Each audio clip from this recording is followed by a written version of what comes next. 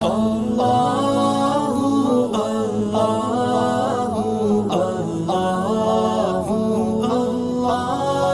اللہ الرحمن الرحیم۔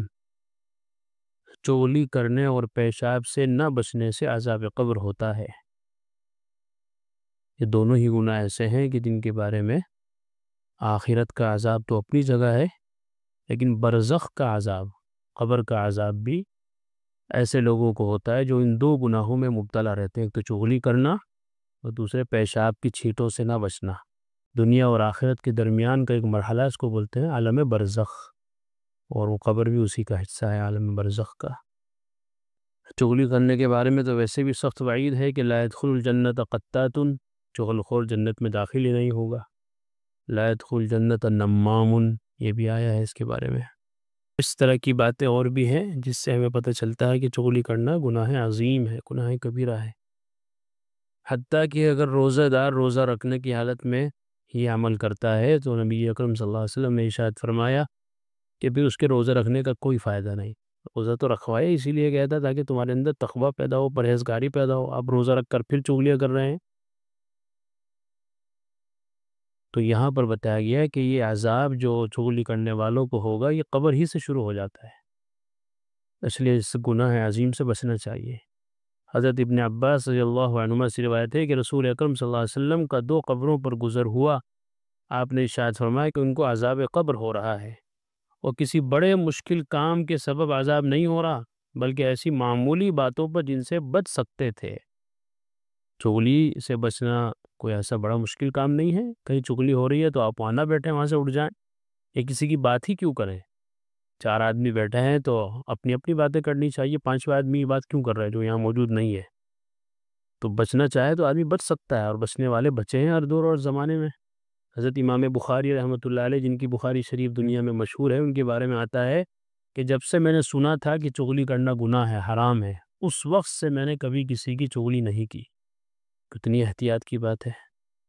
کتنے اللہ والے ہمارے ایسے گزرے ہیں کہ جب ان کے سامنے کسی کا ذکر ہوتا تھا، اول تو پابندی تھی کہ بھئی ہماری مجلس میں کسی کا ذکر نہ ہو، بس اپنی بات کرو، اپنی بات بتاؤ اور ہماری بات سنو، کسی تیسرے آدمی کا کوئی ذکر نہیں ہونا چاہیے۔ لیکن اگر کبھی کوئی عام آدمی آ گیا، کوئی نیا آدمی آ گیا اور وہ شروع ہو گیا تو وہ الگ الگ طریقے سے اس کو بھگا دیتے تھے، اس کی باتوں سے بچتے تھے۔ چنانچہ اگر کوئی غیبت کر رہا ہے تو کان میں کھجانے لگ گئے بہت دیر تک، بہت دیر تک، بہت دیر تک، تاکہ آواز نہ آئے، اور وہ بولنے والا بھی سمجھا رہی تو میری بات سن ہی نہیں رہے، تو مجھے بول کے کیا فائدہ، تاکہ وہ چپ ہو جائے۔ تو یہ اس طرح کے انداز بھی ہے۔ اگر کوئی بات کچھ بیان کرنی ہو کسی کے بارے میں تو کامن بات کرنی چاہیے، نام نہیں لینا چاہیے۔ نام لینے سے غیبت ہو جاتی ہے، اس کی پہچان بتانے سے غیبت ہو جاتی ہے۔ کامن بات کریں کہ یہ ایسا کام اچھا نہیں ہے، جیسے چغلی ہے، چغلی کرنا گناہ ہے، ایک عام بات ہے، حرام کام ہے، گناہ کبیرہ ہے۔ آپ نام لے کر کہیں کہ فلاں آدمی چغل خوری کرتا ہے، فلاں آدمی زنا کرتا ہے، فلاں آدمی نماز نہیں پڑھتا، فلاں آدمی یہ کرتا ہے، فلاں آدمی وہ کرتا ہے، تو نام لے کر یا متعین کر کے کسی کے بارے میں اس کے پیچھے ایسی بات کہنا کہ اگر اس کو پتہ چلے کہ اس کو برا لگے، اسی کو غیبت کہتے ہیں۔ پھر کوئی پریشان کرتا ہے تو اس کے بارے میں اس کو ہاں، وہ صرف اس کو بتایا جا سکتا ہے کہ جو پریشانی کا حل کر سکتا ہو۔ اچھا، جیسے آپ پولیس میں گئے اور آپ نے جا کے فلاں آدمی کے بارے میں بتایا کہ اس نے ایسا ایسا، میرے تو مجبوری بتانا پڑے گا، آپ پر ظلم ہو رہا ہے، تو ایسے آدمی کو بتایا جائے جس سے اس کا کچھ حل نکل سکتا ہو اور وہ اس کا حل نکال سکتا ہو۔ عام آدمی کو ایسے ہی بتانا تو بات کو آگے بڑھانا ہے، وہ آگے نقل کرے گا، وہ اور آگے نقل کرے گا، تو بات بڑھتی جائے گی، حل اس کا نکلے گا نہیں۔ اسی کو غیبت کہتے ہیں کہ معاشرے کے اندر پھر بدگمانیاں پھیل جائیں گی، دشمنیاں ہو جائیں گی۔ تو آپ صلی اللہ علیہ وسلم نے ارشاد فرمایا کہ یہ 2 گناہ ایسے ہیں کہ ان سے بچنا آسان ہے، بچ سکتا ہے آدمی۔ پیشاب کی چھینٹیں بھی ایسے ہی کہ ذرا احتیاط سے کرو، بیٹھ کر کرو، کھڑے کھڑے کیوں موت رہے؟ کھڑے کھڑے پیشاب کریں گے تو ظاہر سی بات ہے کپڑوں پر لگے گا، بدن پر لگے گا، چھینٹیں ادھر ادھر پڑیں گی۔ تو آپ احتیاط کریں، بیٹھ کر پیشاب کریں، جو طریقہ ہے سنت طریقہ ہے۔ اور ایسے ہی ایسی جگہ پیشاب کرنے سے بچیں کہ جہاں جدھر ہوا چل رہی ہو، ادھر آپ پیشاب کریں گے تو پیشاب واپس آپ کے منہ پہ پڑے گا، اس سائڈ میں مت کھڑے ہوں، ذرا ایک طرف بیٹھ کر کریں کہیں احتیاط سے۔ تو اگر آداب کا خیال رکھا جائے، اگر کوئی بچنا چاہے تو بچنے کے لیے بہت سارے راستے ہیں، لیکن کہتے ہیں کہ تو ہی اگر نہ چاہے تو بہانے ہزار ہیں۔ کوئی اگر بچنا ہی نہ چاہے تو اس کا کیا علاج ہے؟ کوئی علاج نہیں۔ پھر آپ صلی اللہ علیہ وسلم نے ان دونوں کے گناہوں کی تفصیل بتائی کہ ان دونوں میں ایک پیشاب کرنے میں پردہ نہیں کرتا تھا، پردہ نہیں کرتا تھا، جہاں اپنا موقع لگا اور اپنا شروع کر دیا کام، پردہ کا دھیان نہیں ہے بھائی لوگ دیکھیں گے کیا ہوا، جیسے دیکھا نا سڑکوں پہ لوگ بائک روکی، چین کھولی اور اپنا شروع ہو گئے، آس پاس لوگ گزر رہے ہیں، گاڑیاں گزر رہی ہیں، اس میں عورتیں بھی ہیں، مرد بھی ہیں، سب دیکھ رہے ہیں، تو اس لیے بے پردگی بہت گناہ عظیم ہے۔ اور ایک روایت میں کہ پیشاب سے نہ بچتا تھا، پیشاب کی چھینٹیں پڑ رہی ہے، گندے کپڑے پہن رکھے ہیں، استنجا نہیں کرتا تھا، یہ بھی اسی میں آئے گا، پیشاب تو کیا بیٹھ کے، یہ استنجا نہیں کیا، اور جب استنجا نہیں کیا تو 2-4 قطرے لگے رہ جاتے ہیں، تو وہ پھر بدن پہ لگ گئے، بدن سے کپڑے پہ لگ گئے، اور وہ ایسے ہی پھر رہا ہے ناپاکی کی حالت میں گندے کپڑوں کے ساتھ۔ تو یہ ہے پیشاب کی چھینٹوں سے نہ بچنا۔ اس لیے اگر کہیں اس طرح کا مرحلہ پیش آ جائے، کہیں سے پیشاب نکل رہا ہے، نالی ہے، گزر رہے ہیں آپ، تو احتیاط سے گزریں، کوئی جانور پیشاب کر رہا ہے تو احتیاط سے گزرے وہاں سے، کہیں نالی ہے پیشاب کے اوپر سے گر رہا ہے، بہت احتیاط سے وہاں سے گزرے، اور خود بھی جب پیشاب کرے تو خوب احتیاط سے کریں تاکہ اس کی چھینٹیں، اس کے ذرات ہمارے بدن پر واپس نہ آئیں۔ اور یہ دوسرا چولی کرتا پھرتا تھا، پھر آپ نے ایک تر ٹہنی منگا کر بیچ میں سے چیر کر آدھی اس قبر میں گاڑ دی اور آدھی دوسری قبر میں۔ صحابہ نے عرض کیا رسول اللہ آپ نے ایسا کیوں کیا؟ ارشاد فرمائے کہ شاید ان دونوں کا عذاب ان کے سوکھنے تک ہلکا کر دیا جائے۔ بعض روایتوں میں آتا ہے کیونکہ جو ٹہنی ہوتی ہے، درخت جب تک سوکھتا نہیں ہے، تر جب تک رہتا ہے تو وہ اللہ کی تسبیح بیان کرتا ہے، اور جب سوکھ جاتا ہے درخت ٹہنی تو پھر وہ اللہ کا ذکر بند کر دیتی ہے۔ تو اللہ کے نبی نے اس سے مناسبت سے کہ یہ تسبیح پڑھے گی ٹہنی تو ہو سکتا ہے کہ ان کے عذاب میں کچھ کمی ہو جائے، اللہ کا نام لیا جائے گا ان کے برابر میں، تو یہ آپ کا معجزہ تھا۔ ابھی ہم بھی یہی کام کرنے لگ جائیں کہ بھائی جو بھی دفن ہو رہا ہے اس کے سرانے پیڑ گاڑنے شروع کر دیں، تو ہمیں تو پتہ نہیں کہ ان کے ساتھ کیا ہو رہا ہے، اچھائی یا برائی اندر، اللہ کے نبی کو تو معلوم ہو گیا تھا، معجزاتی طور پر وحی کے ذریعے سے اللہ نے آپ پر منکشف کر دیا تھا، لیکن ہمیں تو معلوم نہیں، تو اس لیے ہم اس کو سمجھے کہ یہ بھی سنت عمل ہے اور ہم بھی یہی گاڑنا شروع کر دیں تو قبرستان تو دور کی بات جنگل بن جائے گا، اور ہر لکڑیاں اسی طرح گڑتی رہی تو درخت بن جائیں گے۔ تو اس لیے وہ آپ صلی اللہ علیہ وسلم کا عمل تھا اور آپ کو وحی کے ذریعے سے اللہ نے بتا دیا تھا، اور یہ بھی وحی کے ذریعے سے ہی گویا آپ کو نے عمل کیا تھا کہ آپ نے ایک تر ٹہنی اٹھا کر وہاں گاڑ دی، کیونکہ آپ کا کوئی عمل ایسا نہیں ہے جو وحی کے علاوہ ہوتا ہو۔ قرآن میں ہے وَمَا يَنْطِقُ عَنِ الْهَوَىٰ إِنْ هُوَ إِلَّا وَحْيٌ يُوحَىٰ، آپ جو بھی بولتے ہیں جو بھی کرتے ہیں وہ وحی کے سائے میں کرتے ہیں، وحی آپ پر آتی ہے تب آپ کچھ کرتے ہیں ورنہ نہیں کرتے۔ تو آپ نے کیا ارشاد فرمایا؟ ان دونوں کا عذاب ان کے سوکھنے تک ہلکا کر دیا جائے۔ اسی لیے کہتے ہیں کہ اپنے گھروں میں بھی پیڑ پودے لگانے چاہیے، ایسی ٹہنیاں، ایسے درخت چھوٹے موٹے ہونے چاہیے کہ جن سے کم ہمیں یہ فائدہ ہو کہ وہ تسبیح بیان کریں گے تو ان کی کچھ نہ کچھ چھینٹیں ہم پر بھی پڑیں گی، ہماری غفلت بھی دور ہوگی گھر والوں کی، اور ہماری نیستی بھی دور ہوگی، اور ہم سے گناہوں کی جو نحوست ہے وہ بھی کم ہوگی۔ ہم تسبیح نہیں پڑھ رہے ہیں، کم از کم ہمارے گھر میں جو درخت لگے ہوئے ہیں، پودے لگے ہوئے ہیں، وہ تو اللہ کا نام لے رہے ہیں، تو ہو سکتا ہے کہ ان کی برکت سے ہمارا بھی کام بن جائے۔ تو اس نسبت سے بھی گھر میں پیڑ پودے رکھنے چاہیے، صرف اس لیے نہیں کہ ہم پولوشن سے بچ جائیں گے اور پیڑ لگانے کا یہ فائدہ ہے وہ فائدہ ہے جو دنیا والے بیان کر رہے ہیں، وہ تو مفت میں ملیں گے۔ اچھی نیت کریں، ہم بڑی نیت کریں، بڑی سوچ رکھیں تو انشاءاللہ ثواب بھی ملے گا۔ جیسے روشن دان کھولتے ہیں گھروں میں، سب کھولتے ہیں تاکہ روشنی آئے، تو آپ یہ نیت کریں کہ تاکہ الحبیب مسجد سے اذان کی آوازیں بھی آئیں مؤذن صاحب کی، تاکہ ہم نماز پڑھیں گے، عورتوں کو پتہ چل جائے بھائی اذان ہو گئی ہے مغرب کی، روزہ کھول لو، فجر کی اذان ہو گئی ہے تو سحری کھانا بند کر دو، ظہر کا وقت ہو گیا نماز پڑھ لو۔ یہ سب چیز اس نیت سے آپ دروازے میں یا اپنے گھر میں روشن دان کھلوائے تاکہ اذان کی آواز آئے، تو دیکھو کتنی اچھی نیت ہے، ثواب کا ثواب ملے گا، اور ہوا تو مفت میں ملے گی، روشنی تو مفت میں ملے گی۔ تو ایمان والے کا جو نظریہ ہے وہ بلند ہونا چاہیے، اس کی سوچ بڑی ہونی چاہیے، اور اس کے جو نظریہ، اس کی جو نظر ہونی چاہیے وہ اونچی چیز پر ہونی چاہیے۔ ہماری سوچ بھی وہ ہے جو دنیا والوں کی، تو پھر ہمارے من میں فرق کیا ہوا؟ ایک عام آدمی بھی روشن دان اس لیے نکلوا رہا ہے تاکہ روشنی آئے، ہوا آئے، اور ہم مسلمان ہیں، مومن ہیں، دیندار ہیں، ہم بھی اسی نیت سے لگوا رہے ہیں، تو پھر ہم میں اس میں فرق کیا ہوا؟ تو ہماری سوچ الگ ہونی چاہیے، اعلیٰ ہونی چاہیے۔ تو بہرحال یہ آپ صلی اللہ علیہ وسلم کا عمل تھا، اور اس سے معلوم ہوا کہ چغلی کرنا اور پیشاب سے نہ بچنا ایسا گناہ ہے کہ جس سے قبر میں عذاب ہوتا ہے۔ چند مخصوص کاموں پر مخصوص عذاب۔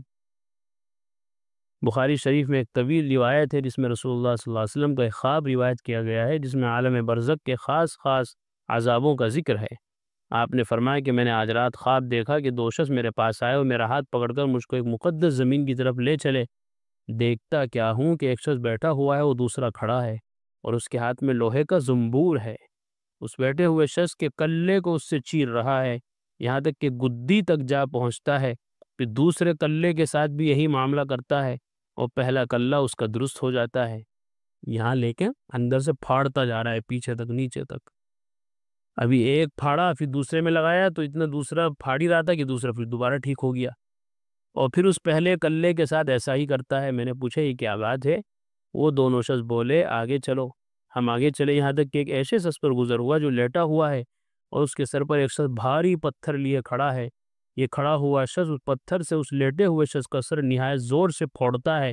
جب وہ پتھر اس کے سر پر دے مارتا ہے تو پتھر لڑک کر دور جا گرتا ہے۔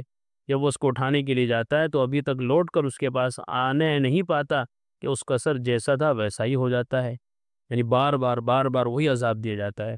پتھر مارا تو سر چکنا چور ہو گیا، لیکن اس کو اٹھانے گیا، دوبارہ مارنے گیا، آگے دیکھا پھر اللہ نے اس کو دوبارہ ٹھیک کر دیا تاکہ عذاب بار بار ہو، بار بار تکلیف پہنچے،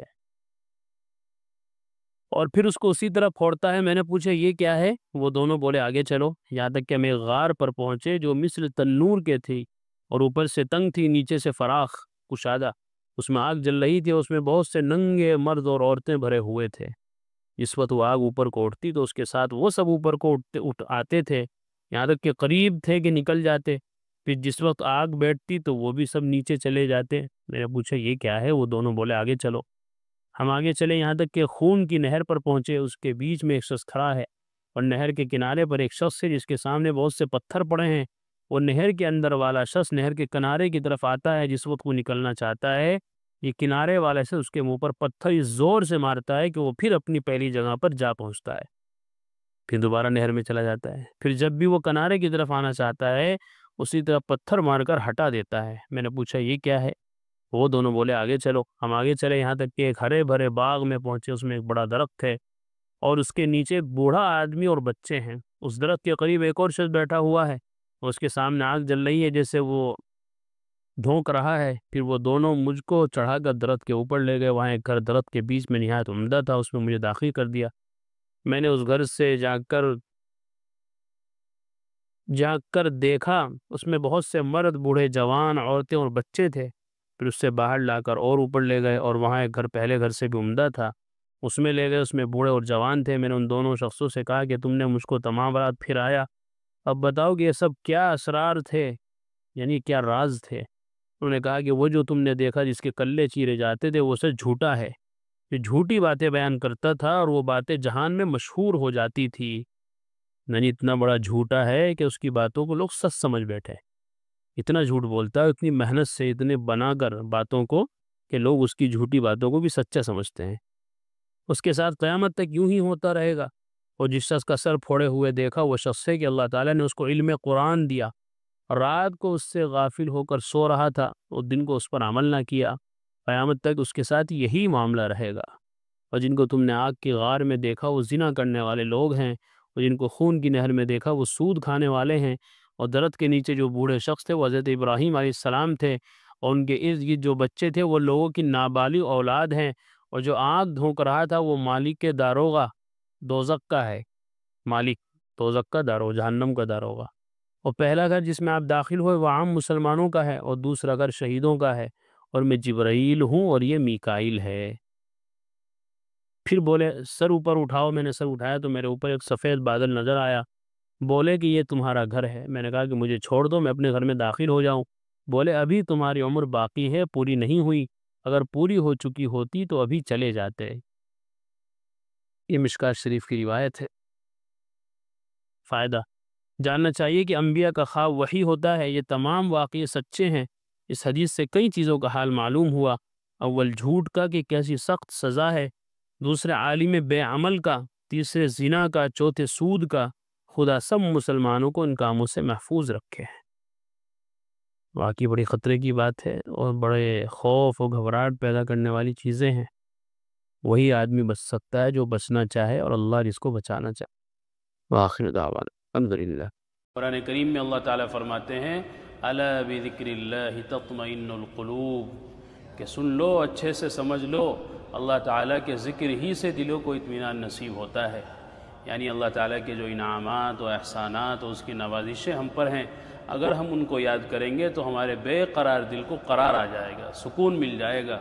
اگر ہم چاہتے ہیں کہ ہمارے دلوں میں سکون آئے، اطمینان نصیب ہو، تو اس کا ایک واحد علاج اور ایک بہترین دوا یہ ہے کہ ہم فوراً اللہ کے ذکر میں مشغول ہو جائیں۔